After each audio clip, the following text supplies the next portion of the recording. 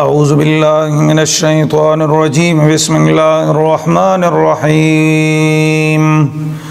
انا نحن نزلنا علیک القرآن تنزیلا فاصبر لحکم ربک ولا تطع منهم آثما او کفورا واذکر اسم ربک بکرة واصیلا ومن الليل فاسجد له وسبحه ليلا طويلا إن هؤلاء يحبون العاجلة ويذرون وراءهم يوما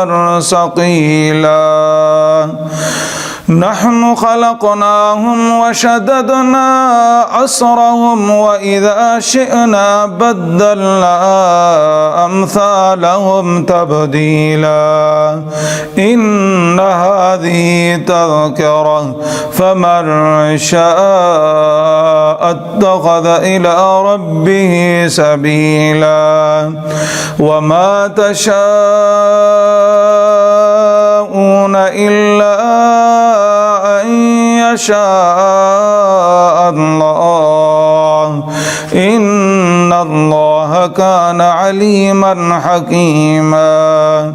يدخل من يشاء في رحمته والظالمين أعد لهم عذابا أليما صدق الله العظيم۔ ہم نے ہی اے حبیب آپ پر توڑا توڑا کر کے کلام نازل کیا اور اپنے رب کے حکم کا انتظار کیجئے اور نہ کہنا مانیے ان میں سے کسی بدکار یا احسان فراموش کا، اور یاد کرتے رہا کرو اپنے رب کے نام کو صبح بھی اور شام بھی، اور رات کی تنہائیوں میں بھی اس کو سجدہ کیجئے اور رات کافی وقت اس کی تسبیح کیا کیجئے۔ بے شک یہ لوگ دنیا سے محبت کرتے ہیں اور پس پشت ڈال رکھا ہے انہوں نے بڑے سخت دن کو۔ ہم نے ہی ان کو پیدا کیا ہے اور ان کے جوڑ بند مضبوط کیے ہیں، اور جب ہم چاہے تو ان کی شکلوں کو بدل کر رکھ دیں۔ بے شک یہ ایک نصیحت ہے، پس جس کا جی چاہے اختیار کر لے اپنے رب کے قرب کا راستہ۔ اور اے لوگوں، تم کچھ بھی نہیں چاہ سکتے بجز اس کے کہ اللہ خود چاہے۔ بے شک اللہ تعالی علیم ہے، حکیم ہے، جس کو چاہتا ہے اپنے دامن رحمت میں داخل کر لیتا ہے، اور ظالموں کے لیے تو اس نے تیار کر رکھا ہے دردناک عذاب۔ یہ سورۃ الدہر کی آیات بینات ہے جس میں اللہ کریم نے جنت کے مناظر کو بیان فرمایا۔ اللہ کریم اپنے حبیب کے صدقے ہم سب سننے والوں کو اپنے کریم نبی کے صدقے جنت عطا فرمائے۔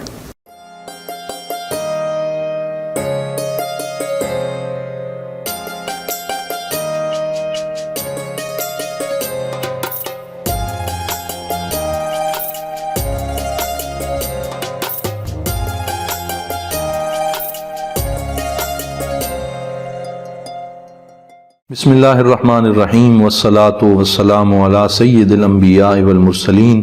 سیدنا و مولانا محمد وعلی آلہ واصحابہ اجمعین۔ اللہم صل وسلم وبارک علی سیدنا و مولانا محمد صاحب السر العجیب والفرج القریب وبلغنا زیارتہ عن قریب وعلی آلہ وصحبہ وسلم تسلیما کثیرا کثیرا۔ معزز سامعین و ناظرین، السلام علیکم ورحمۃ اللہ وبرکاتہ۔ رمضان المبارک کا عشرہ مغفرت، پرکیف ایام، سعادت مند گھڑیاں، اور ہم الکرم اسٹڈی سرکل کے اس پلیٹ فارم سے مرکزی دارالعلوم محمدیہ غوثیہ بیرا شریف کے اس مینارہ نور سے آپ سے مخاطب ہیں۔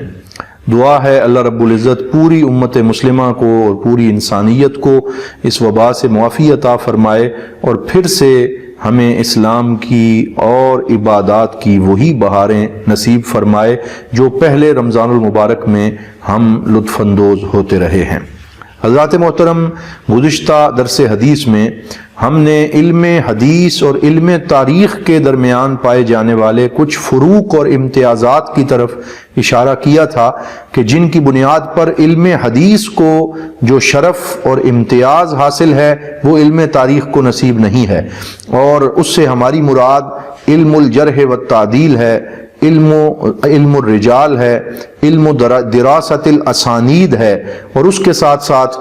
حدیث کے وہ دیگر علوم ہیں جن کی وجہ سے حدیث پاک ایک فلٹر سے گزرتی ہے اور اس کے بعد وہ کتابوں میں مدون ہوتی ہے، اور ہر حدیث کے بارے میں ائمہ حدیث یہ بتاتے ہیں کہ اس حدیث کو روایت کرنے والے اگر 10 لوگ ہیں تو ہر راوی کے بارے میں یہ معلوم ہے کہ وہ کہاں پیدا ہوا، کب اس کا وصال ہوا، اس کی دینی کیفیت کیسی تھی، کیا وہ سچ بولنے میں مشہور تھا یا اس کے ہاں عدالت اور ضبط اور امانت و دیانت کی وہ کیفیت نہیں تھی جیسی کی ہونی چاہیے۔ تو اگر کسی ایک حدیث کی روایت میں کوئی ایک راوی بھی ایسا موجود ہو کہ جس کی امانت اور دیانت کے اوپر شک و شبہ ہو تو محدثین اس حدیث پاک کو اپنی کتب احادیث میں جگہ نہیں دیتے، اور یہی شرائط ہمیں صحیح بخاری، صحیح مسلم، موطا امام مالک اور مسند امام احمد بن حنبل شریف، سنن ترمذی، سنن ابی داؤد اور دیگر کتب احادیث میں نظر آتی ہیں۔ حضرت امام ابو داؤد اپنی سنن ابی داؤد شریف کے مقدمے میں فرماتے ہیں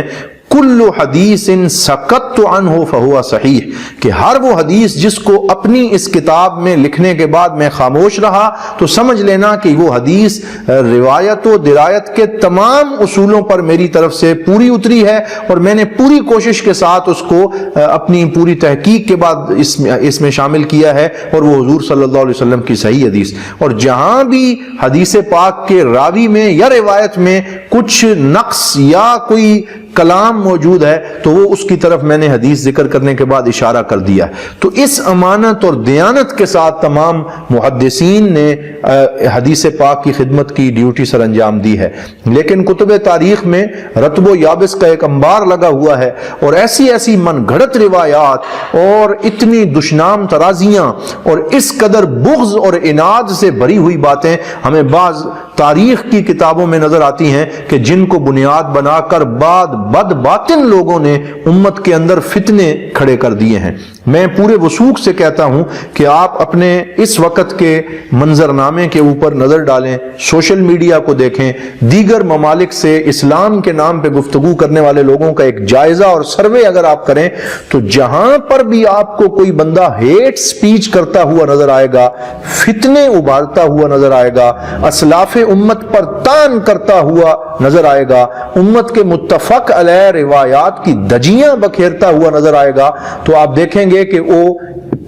تاریخ کی کتابوں کی من گھڑت روایات کا سہارا لے کر یہ مضمون کوشش کر رہا ہوگا۔ تو لہٰذا ہمیں کبھی بھی اس روب میں نہیں آ جانا چاہیے کہ کوئی بندہ ہمیں کوئی 500-600 سال پرانی کتاب سے عربی عبارت پڑھ کے سنا رہا ہے تو ہم کہیں جناب دیکھو یہ تو عربی پڑھ رہا ہے، اس نے تو کتاب پکڑی ہوئی ہے۔ تو ہر کتاب معتبر نہیں ہوتی، ہر روایت قابل تسلیم نہیں ہوتی، اس وجہ سے ہر کہو میں سے بات سن کے اپنے عقائد کو خراب نہیں کر لینا چاہیے۔ میں چند مثالیں آپ کی خدمت میں پیش کرتا ہوں۔ یہ گزشتہ 2 سالوں کے اندر بہت سے مختلف ہی امور پر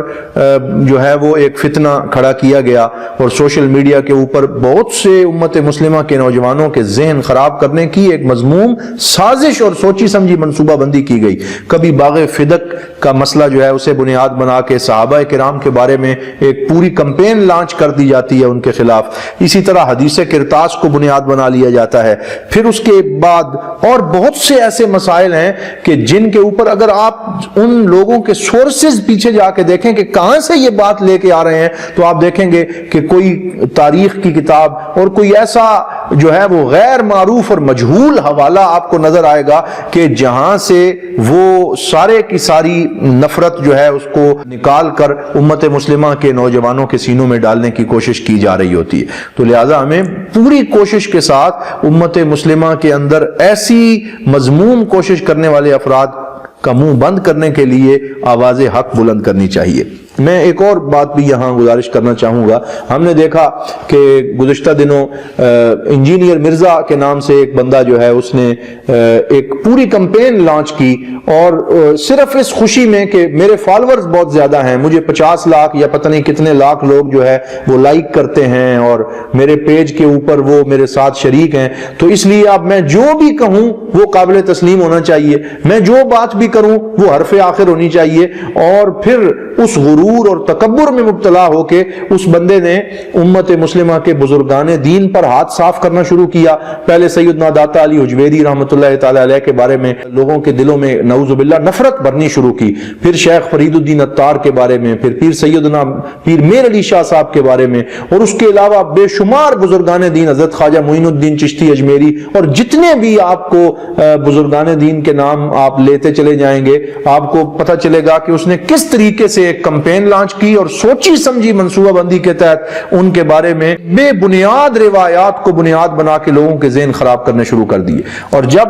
اپنی اس مہم سے فارغ ہوا تو اس نے دیکھا کہ اب صوفیاء کرام کے بارے میں تو میں نے بڑا اول فول بک لیا ہے، تو پھر وہ وہاں سے جو ہمارے ہیروز ہیں اسلامی تاریخ کے ان پر چڑھائی کرنی شروع کر دی، اور بالکل غیر معروف حوالہ جات جو کہ ہمیں جو معروف کتب تاریخ ہیں ان میں نظر نہیں آتے ان کو بنیاد بنا کر نئے نظریات کو فروغ دینا شروع کر دیا. ابھی چند دن پہلے محمد بن قاسم جو ہمارے ایک ہیرو ہیں اور جنہوں نے اس بر صغیر میں اسلام کو داخل کرنے میں اپنا مجاہدانہ کردار ادا کیا ہے، ان کے بارے میں ایک پورا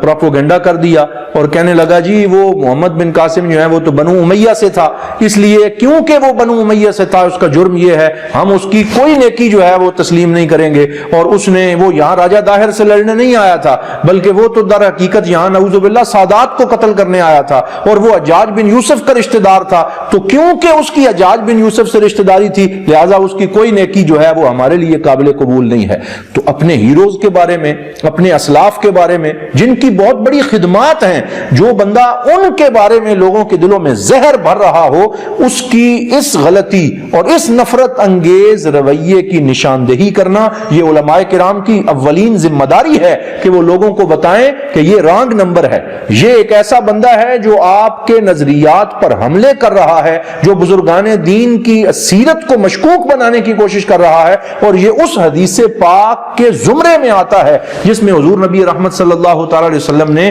قیامت کی نشانیاں بیان کرتے ہوئے سنن ترمذی شریف میں فرمایا تھا کہ ایسے لوگ قرب قیامت میں نمودار ہوں گے جو امت کے اسلاف اور بزرگان دین کے بارے میں غلط گفتگو کریں گے اور ان کے بارے میں ان پہ الزامات لگائیں گے اور طرح طرح کے اعتراضات کر کے لوگوں کا ذہن خراب کریں گے. یہ حدیث پاک کا مفہوم میں آپ سے عرض کر رہا ہوں. جہاں بہت ساری نشانیاں ذکر فرمائیں وہاں یہ بھی فرمایا کہ امت کے بزرگوں اور اسلاف کے اوپر تان کرنے والے لوگ قرب قیامت میں نمودار ہو جائیں گے. تو یہ انہی میں سے یہ کچھ لوگ ہیں کہ جو سوچی سمجھی منصوبہ بندی کے تحت پہلے صوفیاء کرام کے پیچھے لگ گئے اور ان کی شخصیت کو مخدوش کرنے کی اور ان کی شخصیت کے اوپر بہت سا غبار ڈالنے کی انہوں نے کوشش کی. اور پھر اب جو ہماری امت کے ہیروز ہیں، ابھی محمد بن قاسم سے شروع ہوئے ہیں لیکن یہ سلسلہ یہاں نہیں رکے گا. آپ دیکھیں گے کہ یہ ہوتے ہوتے صلاح الدین ایوبی اور پھر جتنے بھی ہمارے ہیروز ہیں ان پر ہاتھ صاف کرنے کی کوشش کریں گے. حالانکہ میں آپ کے سامنے یہ حقیقت رکھنا چاہتا ہوں کہ اگر آپ محمد بن قاسم رحمۃ اللہ تعالی علیہ جو ہمارے جوان ہیرو تھے اور صرف جنہوں نے 23 سال عمر پائی اور اتنی مختصر عمر میں انہوں نے اتنی فتوحات کر ڈالی کہ عقل بھی تسلیم نہیں کرتی اور اپنی ساری زندگی کو جہاد کے لیے وقف کر دیا. تمام کتب تاریخ جو معتبر روایات ہیں وہ اس بات پہ متفق ہیں کہ محمد بن قاسم ایک نیک، ایک خود شکل، ایک جو ہے وہ خوب سیرت نوجوان تھا. جو پابند صوم و صلات بھی تھا، جو اسلام سے محبت رکھنے والے بھی تھے، اور انہوں نے اپنی ساری زندگی جتنی اللہ رب العزت نے انہیں دی تھی انہوں نے فتوحات اور جہاد کے اندر اس کو وقف کر دیا۔ اب یہ تو کوئی جرم نہیں ہونا چاہیے جی کہ یہ وہ حجاج بن یوسف جو ہے اس کا بھتیجا بنتا ہے، اس لیے اب ہم اس کی کوئی نیکی تسلیم نہیں کرتے۔ اس طرح تو بنو امیہ میں حضرت عمر بن عبدالعزیز بھی تو بنو امیہ میں تھے۔ اب کوئی یہ تو نہیں کہہ سکتا کہ حضرت عمر بن عبدالعزیز کیونکہ بنو امیہ سے تعلق رکھتے تھے اور ان کی بھی رشتہ داری حجاج بن یوسف سے بھی بنتی ہے اور مروان جو ہے ان سے بھی بنتی ہے، لہٰذا ہم ان کی کوئی نیکی تسلیم نہیں کرتے۔ تو یہ تو ایک ایسا نفرت آمیز رویہ ہے جو کہیں بھی دین کے اندر قابل تسلیم نہیں ہو سکتا۔ اب میں محمد بن قاسم رحمۃ اللہ تعالی علیہ جو ہمارے ہیرو ہیں اور جنہوں نے سندھ کو فتح کیا اور باب الاسلام بنا دیا اور بر صغیر کے اندر اسلام کو داخل کرنے والے وہ پہلے فرد بن گئے، ان کے بارے میں چند کتابوں کے نام آپ کو بتاتا ہوں۔ آپ جائیے خود سٹڈی کیجئے، خود پڑھنے کی عادت ڈالیے، آپ کو پتہ چلے گا کہ کتنی خوبصورت روایات ان کے بارے میں موجود ہیں جو آج تک ہم پڑھتے اور سنتے چلے آئے۔ وہ جھوٹ نہیں ہے، وہ سچ ہے اور وہ حقیقت پہ مبنی ہے۔ وفیات الاعیان یہ کتاب ہے، اس کی تاریخ کی مستند کتاب ہے، اس کی پہلی جلد صفحہ نمبر 341 کے اوپر محمد بن قاسم کے بارے میں وہی حقائق موجود ہیں جو آج تک ہمارے معاشرے کے اندر تسلیم کیے جاتے ہیں۔ الکامل فی التاریخ ابن اسیر الجزری کی کتاب ہے، اس کی جلد نمبر 4 صفحہ نمبر 205 کے اوپر محمد بن قاسم کے بارے میں تمام تر یہ تاریخی حقائق موجود ہیں کہ کس دلیری کے ساتھ انہوں نے جو ہے وہ یہ فتوحات کی اور وہ کامیاب ٹھہرے۔ اسی طرح محمد بن قاسم الثقفی فاتح بلاد سندھ، عربی زبان کے اندر یہ کتاب ہے، ایک جلد کے اوپر مبنی ہے، اور محمود خطاب المصری جو مصر کے رہنے والے ہیں انہوں نے اس کو لکھا ہے، پوری کی پوری محمد بن قاسم کی سیرت کو معتبر روایات اور حوالہ جات سے بیان کیا ہے۔ اسی طرح الوافی بالوفیات، اس میں جلد نمبر 15 صفحہ نمبر 194 کے اوپر، اور تاریخ الطبری میں اور البدایہ والنہایہ کے اندر ان تمام کتب تاریخ کا اگر آپ مطالعہ کریں اور اس میں محمد بن قاسم کی بایوگرافی اور ان کی سوانح حیات کو اگر آپ پڑھیں گے تو آپ کو پتہ چلے گا کہ تمام کتب تاریخ اس بات پہ متفق ہیں کہ وہ دین سے محبت رکھنے والے ایک مجاہد اور ایک جانباز سپاہی بھی تھے، مجاہد بھی تھے، کمانڈو بھی تھے، جن کو اگرچہ حجاج بن یوسف نے ڈیوٹی لگا کر راجہ داہر پہ حملہ کرنے کے لیے بھیجا تھا، وہ راجہ داہر جس نے 18 بیری بیڑے مسلمانوں کے جو ہیں ان پہ قزاقوں کے ذریعے حملہ کروایا اور عورتوں کو یرغمال بنا لیا، انہیں جیلوں میں ڈال دیا اور ان کے دوپٹے نوچ لیے، ایسی عورتوں کی آواز کے اوپر محمد بن قاسم جو ہے وہ لبیک کہتے ہوئے وہ سندھ پہنچے اور دیبل جو کراچی کا پرانا نام ہے اس کو فتح کیا، اپنے ہاتھوں سے راجہ داہر کو جہنم واصل کیا، قتل کیا، اور پھر وہاں پر اسلام کا جھنڈا بلند کیا، اور پھر اس کے ساتھ ساتھ انہوں نے صرف 2-3 سال کے عرصے میں پورے کا پورا سندھ فتح کر ڈالا، ملتان تک وہ آ کر پہنچ گئے، اور جو شہر فتح کرتے تھے اس کو فتح کرنے کے بعد وہاں پہ مساجد تعمیر کرتے، قلعہ تعمیر کرتے، غیر مسلموں کو ان کے حقوق دیتے۔ یہ تمام وہ کام ہیں جو محمد بن قاسم نے اپنی زندگی میں کیے۔ اس میں کوئی شک نہیں ہے کہ آخر میں وہ ایک مظلوم مجاہد تھا کہ جس کو جو ہی پھر حکومت تبدیل ہوئی اور نیا جو خلیفہ ہے وہ بیٹھا تخت کے اوپر، تو اس نے بدلہ لینے کے لیے سلمان نے محمد بن قاسم کو واپس بلایا اور حجاج بن یوسف کے ساتھ تعلق ہونے کی وجہ سے جیل میں ڈال دیا اور پھر ظلم کے ساتھ ان کو شہید کیا گیا۔ لیکن ان کی خدمات کے اوپر کوئی دو رائے نہیں ہے، جو انہوں نے سندھ کے اس کو فتح کر کے مسلمانوں کے لیے سر انجام دی ہیں، ہم ان خدمات پہ ان کو سلام عقیدت و محبت پیش کرتے ہیں۔ اللہ تعالیٰ ان کی روح پہ کروڑوں رحمتیں نازل فرمائے۔ تو ان کے بارے میں یہ موجود ہے کہ جب ان کو سلمان نے واپس بلایا تو ان کو الوداع کرنے کے لیے سندھ کے صرف مسلمان نہیں نکلے بلکہ ان کے حسن اخلاق سے متاثر ہو کر ہندو بھی، سکھ بھی، جتنی غیر مسلم قومیتیں یہاں آباد تھیں وہ سارے رو رہے تھے، اور انہوں نے محمد بن قاسم کو روتی آنکھوں کے ساتھ الوداع کیا اور ان کو بہت اچھے لفظوں میں یاد کیا گیا۔ لیکن آج اگر چند NGOs اور چند اسلام دشمن عناصر اچانک اٹھ کے کھڑے ہو گئے ہیں اور انہوں نے راجہ داہر کے نام پہ چراغ جلانے شروع کر دیے ہیں اور اس کے نام کے نعرے لگانے شروع کر دیے ہیں، تو یہ ایک سوچی سمجھی سازش ہے، اور یہ اسلام کی تاریخ کو بدلنے کے لیے اور آنے والی نسلوں کے شعور اور ان کے ذہن پہ حملہ کرنے کے لیے ایک پلاننگ کی جا رہی ہے۔ انشاءاللہ امت مسلمہ کے علماء اور امت مسلمہ کے اسکالرز ان کے جھوٹ کی کلی کھولتے رہیں گے اور حق کو واضح کرتے رہیں گے۔ دعا ہے اللہ رب العزت ہمیں اپنے بزرگان دین، اپنے اسلاف اور اپنے قومی اور اسلامی ہیروز کے دفاع کرنے کی اور ان کے بارے میں حقائق کو اجاگر کرنے کی توفیق عطا فرمائے۔ والسلام علیکم ورحمۃ اللہ وبرکاتہ۔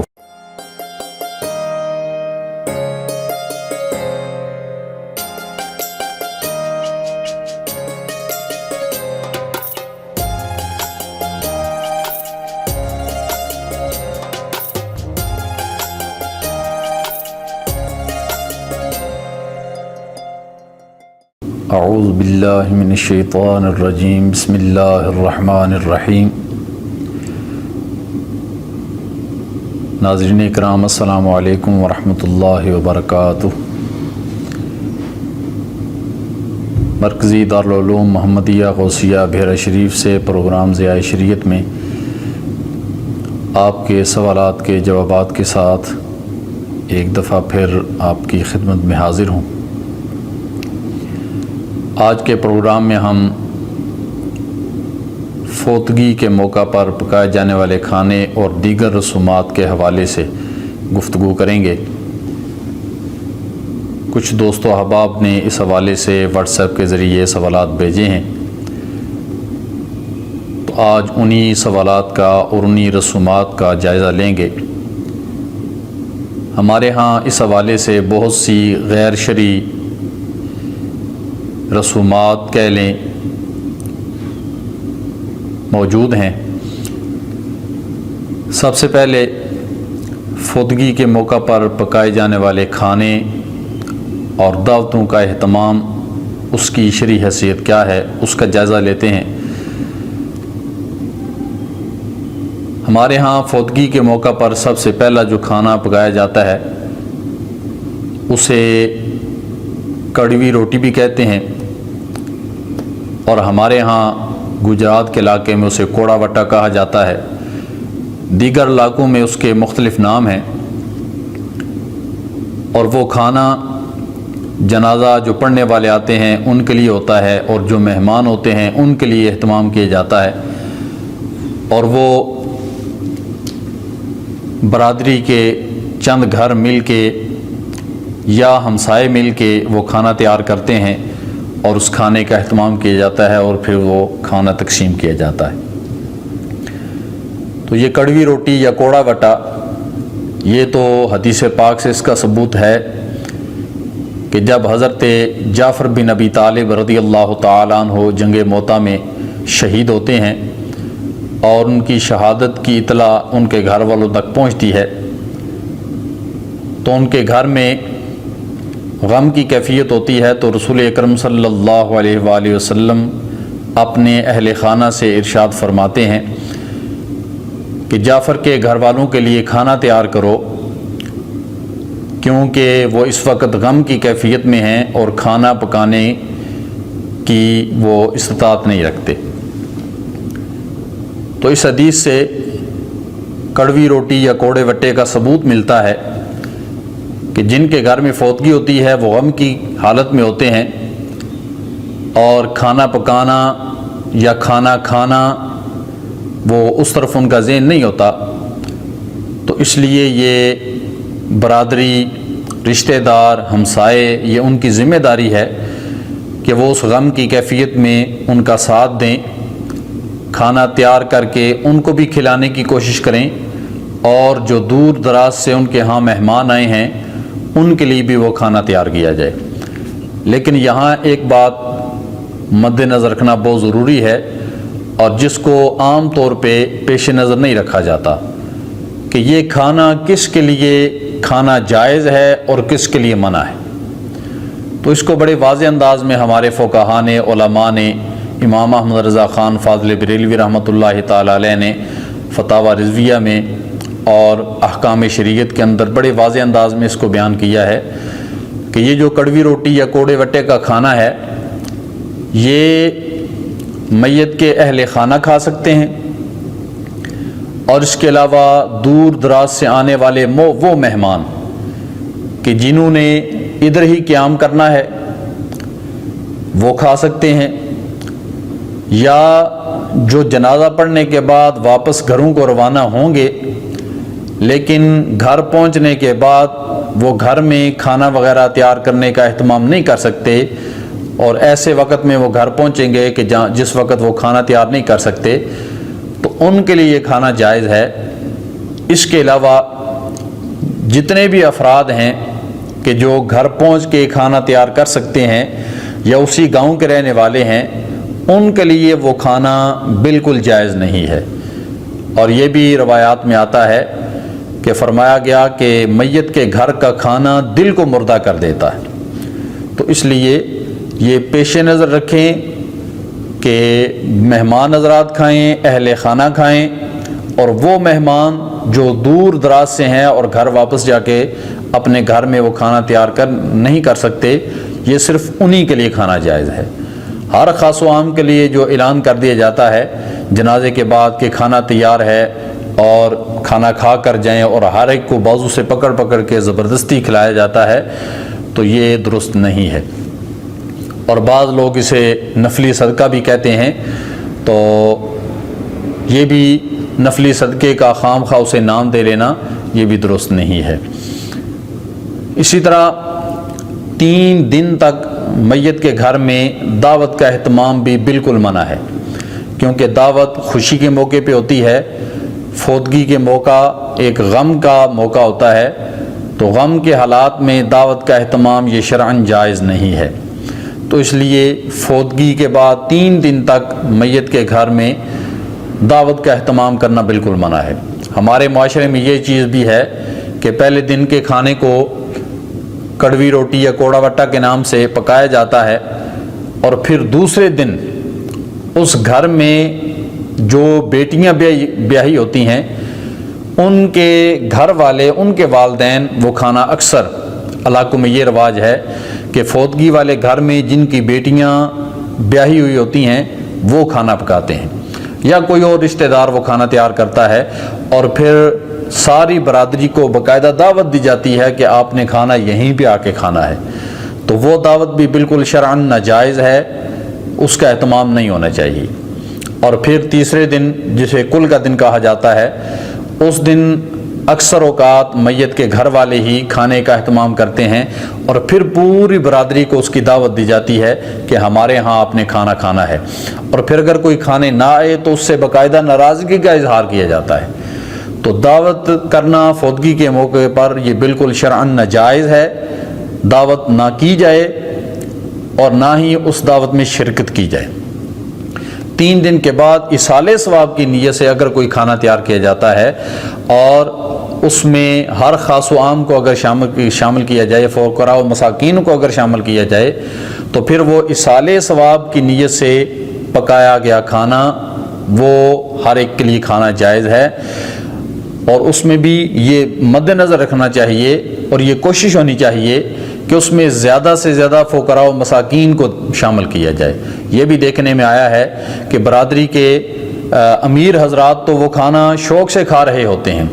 اور فقیر مسکین لوگ ہاتھوں میں پیالے اٹھائے دروازے پہ کھڑے ہوتے ہیں، کھانا مانگ رہے ہوتے ہیں، اور ان کو یا تو بچا ہوا کھانا دیا جاتا ہے یا پھر ان کو دھکے ہی ملتے ہیں۔